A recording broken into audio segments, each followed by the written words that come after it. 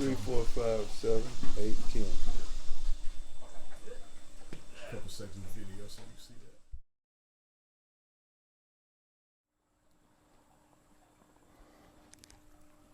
that. Let's go. Let's go. Coach, appreciate your hospitality, man. You at the crib, boss. Yeah, the crib. Yeah, you must know somebody. You must know somebody that knows somebody that knows somebody. Yeah, that's a little trick, Daddy. Mm-hmm. You know, we going to Miami week 1. Can't wait. Yeah. But yeah, and still I can because I'm a coach. Mm-hmm. So I want to make sure we are rolling on all cylinders. Yeah. And I love what I'm seeing. I do. I love what I'm seeing by the two most problematic areas that we had, offensive line and defensive line. Mm-hmm. I love what I'm seeing. Much improved? It's an understatement. Okay. When I can sit up here and make the statement that it may not, I don't know how it's going to play out because we still got to put it on the pads and strap it on and get down. Mm-hmm. There may not be a starter on the offensive line that started a year ago. Wow. There may be one starter on the defensive line that started a year ago. That's why I'm excited. Yeah. Mm-hmm. Yeah. But we just got to go through that process, like you said, of getting the pads on, getting the installs in. You know, when you get to where we are now, you've had summer conditioning. We had 2 sessions. This is your first time as Jack State head coach, Right. having that kind of off season. Yes, a complete off season. off season. Yeah, complete off season. A whole spring and a whole summer. Mm-hmm. Whereas we've had, I would say, upwards to 98% of attendance. Yeah. And the only reason it wasn't 100 was because we just got some guys in, and some guys had to finish prior school obligations and graduate before they were released. I heard you say it's SWAC Media Day. You know, there's this thing in economics called addition via subtraction. Sometimes you lose something, but you grow. And I like that. you have talked about your player, James Houston, who got drafted. He's a dog. And he's killing it in Detroit right now. He's doing a great job. But if James was getting 4 sacks a game, now you got 3 guys that can get 5. I think we got 4 to 5 Yeah. guys that can go get it.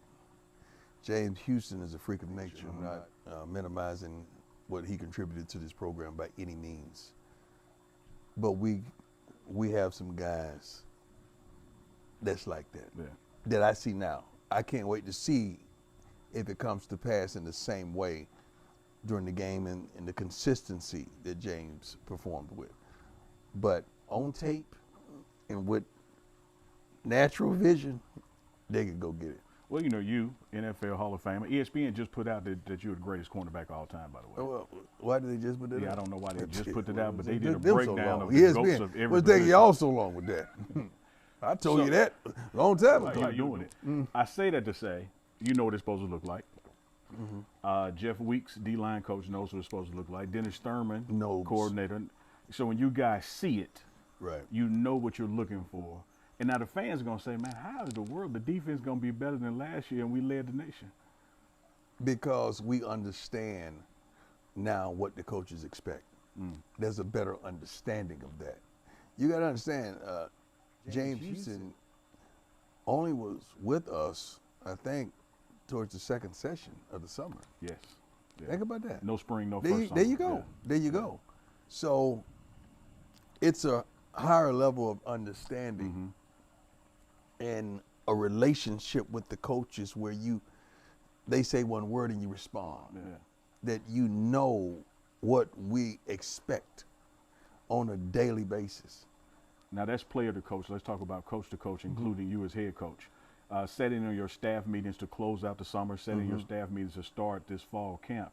And you talked about consistency and them working together and leaving work at work and when you go home and home. But while we're here, we might fight and go at it, but we're going to fix it and be better from it. Yes, we are. Everything's competitive. First of all, we have several new coaches and they got to understand everything's competitive. Don't think you're just going to go out there and the defense is going to allow you to run up and down the field, or the offense is going to allow you to blitz them and do what. No. Don't think that. Yeah. Everything, special teams, everything is competitive, and they need to know that it's always competition going on. Yeah. We talk about the players facing, when they're practicing against their teammates, they're facing the best talent they're likely to see. But I hope that's the case. Yes. That's not demeaning any of the schools that's on our schedule, because there's some phenomenal talent on our schedule. But I would put our talent up against anyone. Sure. I mean, if you take a Shane Hooks or a Mal Wyman and Travis Hunter, they're practicing against each other. But what I want to dig a little deeper on that is this. The coaches are coaching against each other. Yes. So you have a Coach Brett and a Coach DT who are going at it at practice, strategy-wise and install-wise. Then they're able to flip it and tell them, this is what I did. Yeah. This is what I see. That's what I was This is why we're able to see your vulnerability in that formation. This is why we're able to take advantage of that when you show this defensively. Your linebackers got to do a better job of disguising. Your safety's got to be do a better job is rotating the coverage. It's certain things that it's all competition, and we love it. And it's a healthy competition, but it's going to make us better in the long run. Yeah. We love this stuff so much, and the kids are in love with it right now. They're not just practicing to practice. They're practicing with purpose. They're practicing with a passion. They're practicing with an understanding of assignment, and they're flying around full speed. I love it. And we're in way better physical shape and condition, and the bodies of the kids are so much better. They look like football players. And that's a result of a strength and conditioning change you made. Yeah, we went and got a guy from the University of Georgia national champs that he was a catalyst to their program, and carried so much of the load. Although he wasn't the head strength and conditioning coach there, trust me, all the phone calls that I got and the phone calls that I made when we were getting ready to acquire Mo and hire Mo, they were ecstatic about it. They spoke.